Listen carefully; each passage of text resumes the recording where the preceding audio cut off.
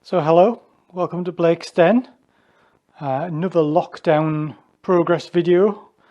In this video I'm going to service the SU HS2 carburetor, which is fitted to the 1098 A series engine, which is in my Turner Ranger mini based classic tractor.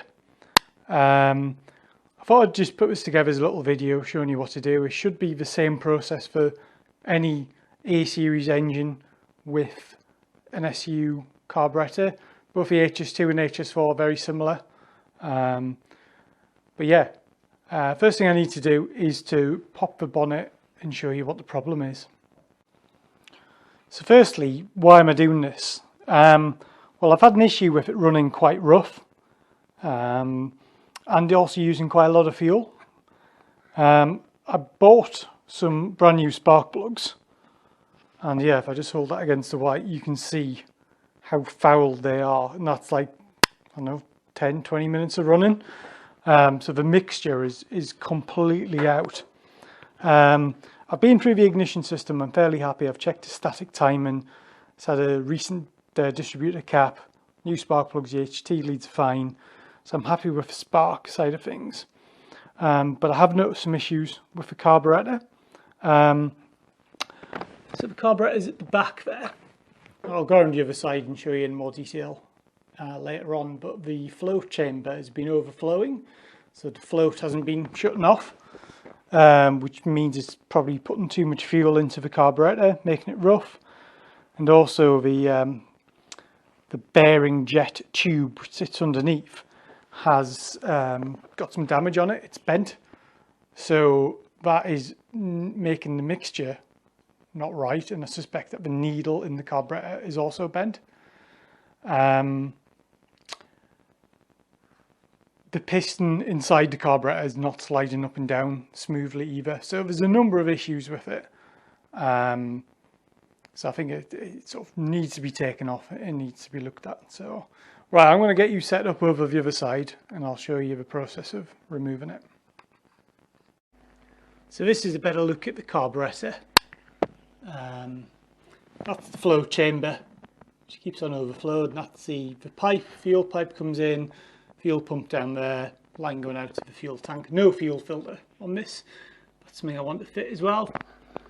And that's the carburetor with the air filter already removed. You can see the piston inside, so that raises and lowers the needle, which changes the air fuel mixture. That should be fairly free to move up and down, but you can sort of see it's stuck. So that should come back down, but it hasn't. And then this assembly at the bottom here, so that's got the adjuster on for the air fuel mix. It just raises and lowers this. Fuel comes in from the float chamber that way. That's it's not straight. You probably can't, you might be able to tell on this, but yeah, it's just not straight. It's been bent. So yeah, we need to get this apart. So first jobs to do will be to get the hopefully you can see that. So you got the throttle cable comes in. There's also a choke cable. This didn't have a choke cable when I first bought it, and I've only just fitted this recently. So I need to get those cables removed. Need to remove the line, the fuel line to the flow chamber. There's a vacuum advance air hose here as well. That's already off. So once I've got that off, I can then think about undoing the nuts which hold it onto the inlet manifold, and the whole assembly should come off. So right, I'll get on and do that.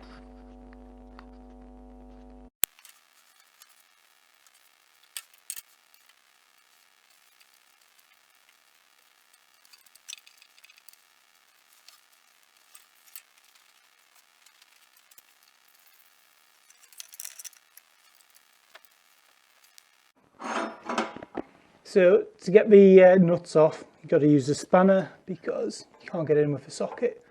So I've got a 9/16, and it seems to fit, possibly a little bit loose, but it seems to be undoing it. So yeah, we'll just continue to get these undone.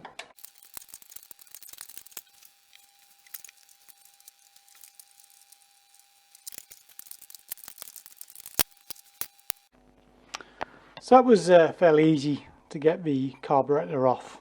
Word of warning, the float bowl will probably have petrol in it, so some might leak out as you get it off. I know for mine as well, this pipe here, I think has been leaking anyway. So I've got a replacement one of those, but the float seems pretty empty. The float is one of the items I want to change. So I've got a brand new float, a new float needle. I want to change the carburetor needle, clean up the piston, change that assembly down the bottom. So I think the first job to do will be, I actually think the first job might be give it a clean, because it's quite grubby. So I'm only going to get dirt into it if I don't clean it now. So whilst it's all together, I'll just blitz it with some brake cleaner and get it all cleaned up, or at least get the thick of it off. Right, I've given that a very quick clean over. What I think I'll do is I'll start working from the float side and work my way along in sort of a logical manner. So to get the float apart, there's 3 screws. Well, the in one's quite awkward to get to. There should be a gasket between there. So yeah, I'll just grab a screwdriver and then we'll whiz this off.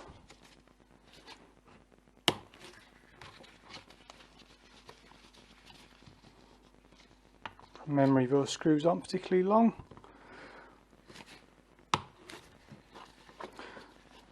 So what does the float do? Think of the float as being a bit like a toilet cistern. So it basically stores fuel. So when you flush your toilet, the water goes out the cistern fills back up, and then it has a little device in it which then cuts off the water going into your toilet cistern. This does the same. The fuel pump pumps the fuel into the float. As you open the throttle, there's a demand for fuel. Some of that fuel goes, the float drops, lets more fuel in, fills it back up again. So it's basically just like a volume of fuel which sits there close to the carburetor to enable the carburetor to react. So that is the actual float itself. It is literally just floats on the surface, and as it comes up, it closes a little needle valve inside there. One thing which can happen with these floats is they become porous over time and they no longer float. So that might be the issue I've got here. Also, I think the gasket's probably past its best as well, because it has been leaking out past it. So you can see there is some fuel in there, and I'm not sure if you can see, but right down at the bottom, I'm not sure if that's going to come out in this camera, it's like really dirty, and I've cleaned it out a few times, but as I said, there's no fuel filter on this, so I'm going to get a fuel filter on it as well, and hopefully that'll stop any dirt going into the carburetor. To remove the float from the lid, there's a little pin. I just need to gently knock that out, and this whole assembly shall come off. So I'm going to do that, and I'll go back to the bench and show you what I've done. Okay, so you can see that a bit better now. That's the lid. That is the original float, which looks quite badly stained. I'm not sure if it has gone porous or not. I suspect it has, by the fact I can see stuff on the inside of it. That's the new float, which is like some high grade polymer or something like that. It's actually called an HS stay up float, so it's supposed to be able to stay up. It's quite critical it's set up to the right dimension as well, so it's like 1/8 of an inch plus or minus 1/16 of an inch. So yeah, I need to be able to adjust that once I've got it in. So yeah, and the other part is this little, well, it forms part of the valve assembly. So as the float rises, it pushes that up, and that's what shuts off the fuel. It just pushes up against the hole in the brass bit there and sort of shuts off the fuel. So I'm going to get this all back together now, and I'll get this float set up. I've got a new gasket to go on as well, so I'll get that all together, and then I'll start working on the next bit. So the float's back in now. Just knock that pin in. measured that distance, the dimension A, just used some metal shims from some scrap pieces of metal, and it was absolutely spot on first time, so quite lucky with that. Also as well, if I blow down here, I can do it with the airline, the float moves, which is what you would expect. If you suck through the same orifice, it closes, and yeah, you can't suck because it seals up. So I'm happy that's working now. So I've got a new gasket. I'll put that together. We'll get the float chamber finished, and then we'll move on to the pipe on the bottom.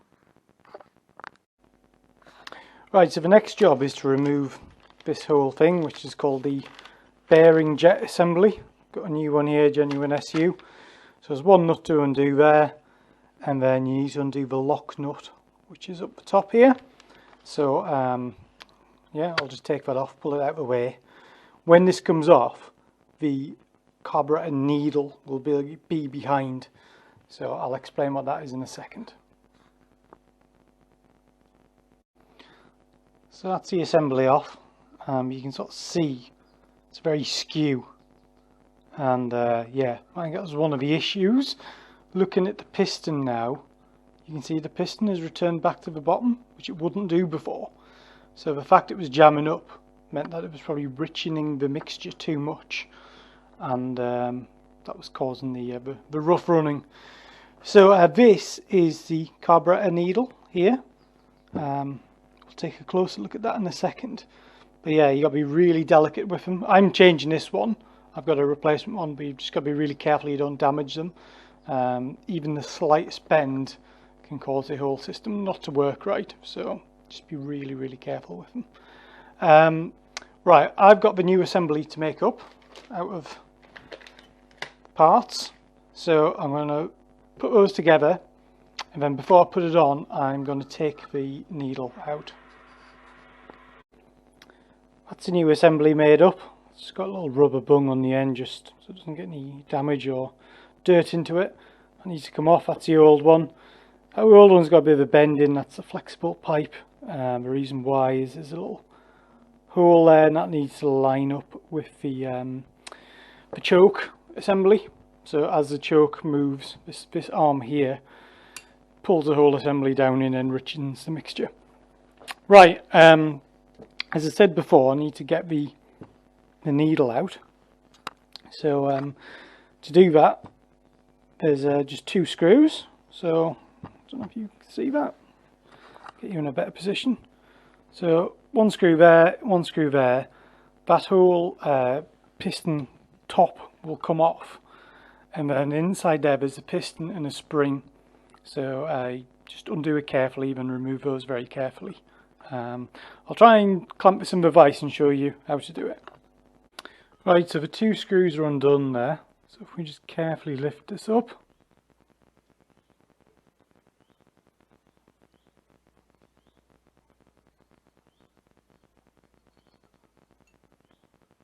There we are, so we've got the chamber there.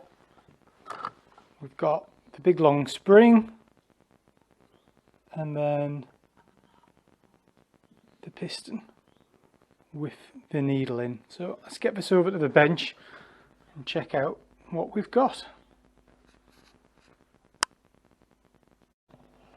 So I'll just give that a very quick clean up there. Talk you through some of the parts. So that's like the top bit, and that contains oil within that middle chamber, and you can fill it up from the plastic cap on the end. So basically, as the piston moves up and down, so the piston moves up and down due to fluctuations in air pressure between the inlet manifold and the air filter side. As that comes up, the needle moves up within this assembly here. As it moves up, it allows more fuel into the carburetor, give you more performance. And then as the pressure drops, the needle drops, and the mixture is set for the lower throttle opening. The spring in the dashpot, it's just a damper. The spring and damper just controls the movement of that piston carefully. The piston itself looks like that, and I need to get the needle out. So there's a little grub screw there. I've just slackened off, and then hopefully this needle will just pull out. So this needle here should have written on it somewhere what type of needle it is. It'll have a code stamped on the end, and this says,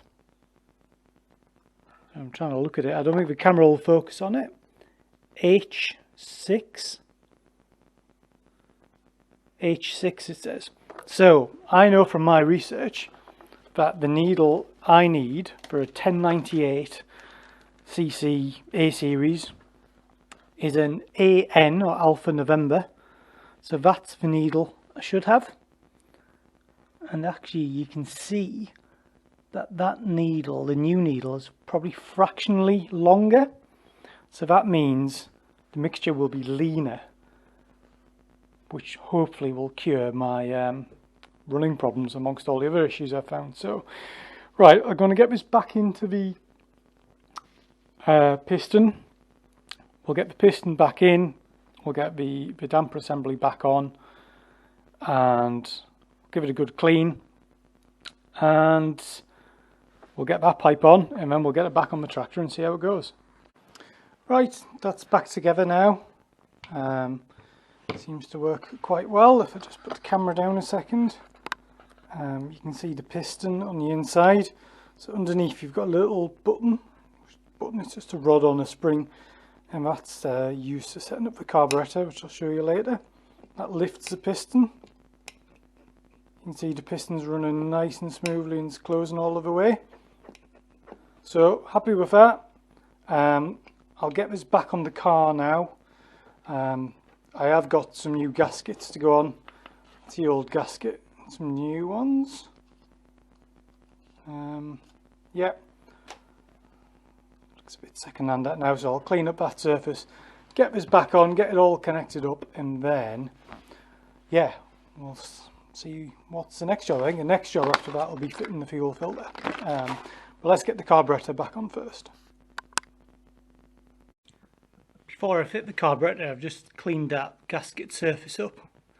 I just used a scraper just to scrape it back, and then just a bit of WD-40 to help clean it up.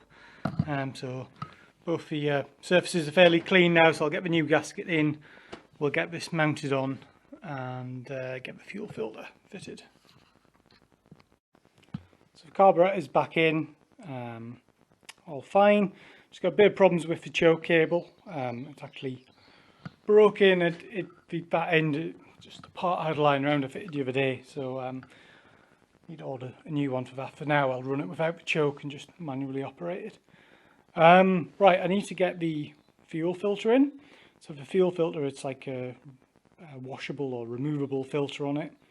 Has an inlet side, which is that side, and an outlet side, so I need to put it in that way around. And I'm thinking about putting it in the pipe here. So this pipe comes from the fuel tank, and I'm thinking about putting the filter about there, and then I can sort of maybe cable tie it onto that if I have to. So that's the next job. If you're doing this yourself on your Mini or other A series car, there's obviously petrol in that pipe, so you've got to be careful. I've got a fuel tap, so I can turn off the fuel, so there will be some residual in that pipe. But what I'll do, I'll just snip it with my pliers, and then insert this in with the Jubilee clips, and hopefully we can then try starting it. So it's all back together now, apart from the air filter. I deliberately left that off because I need to tune the carburetor once it's warmed up. So to tune it, I'll be turning that nut on the bottom, wind it in, wind it out, which will adjust the mixture, and then using the float lift. If you just lift the float ever so slightly, you should just have a small increase in revs. It shouldn't bog down or anything. I've also cranked it over with the coil disconnected, my fuel filter's in, that's filled up and it's not leaking. So hopefully now it's going to start. A bit disappointed I couldn't get the choke sorted, but I'm just going to have to operate that manually for now. It's quite a warm day, so it shouldn't need too much choke. So yeah, let's see if it's going to start. Okay, we've definitely got fuel going in. I've just wound the mixture out a bit more to make it even sort of richer. So Yeah, let's see if that starts now.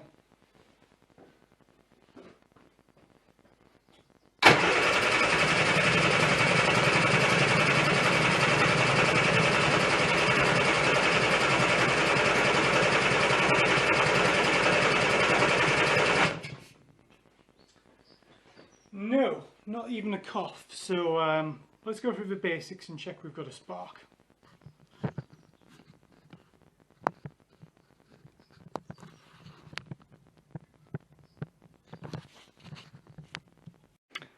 So I've ended up just whipping the carb off again for a sanity check, and I found the problem. The fuel was not getting from the flow chamber into the pipe which goes up to the jet. So I think that rubber O-ring, that black O-ring, had twisted and was just blocking the hole. So basically with this whole thing removed, there was just no fuel getting through. So I'm going to put it back together now, and I'll bench test it by just pouring some petrol in. See if I can get a flow. If I'm happy with that, I'll stick it back on and then hopefully it will run. Right, all back together again. Let's try cranking it. It might need to fill up the float bowl a bit, so let's give it a go. A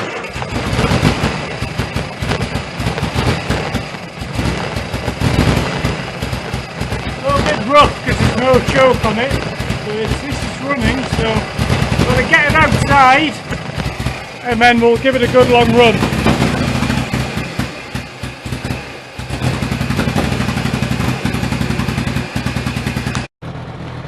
Well, I've got it outside and running. When I had it running before, I wasn't happy with it. Just was coughing and spluttering and wouldn't run for long and kept fouling the plugs.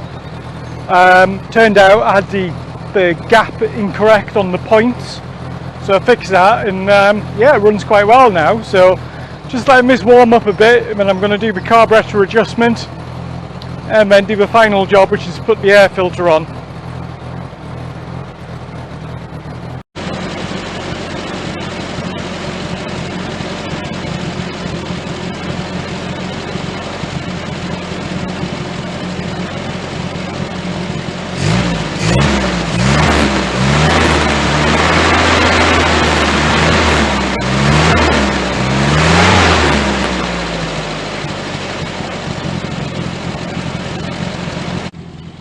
There we are, it's all back together now.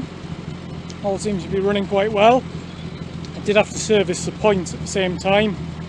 It just wasn't getting a good spark, but as soon as I cleaned those up and reset the gap, fired up straight away, so fairly happy with how it's running. So I hope you found the video useful.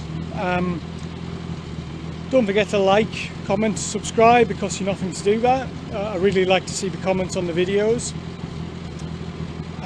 Stay tuned to Blake's Den for more videos coming up. There'll be more videos on Project Designer, which is just lurking in the background there.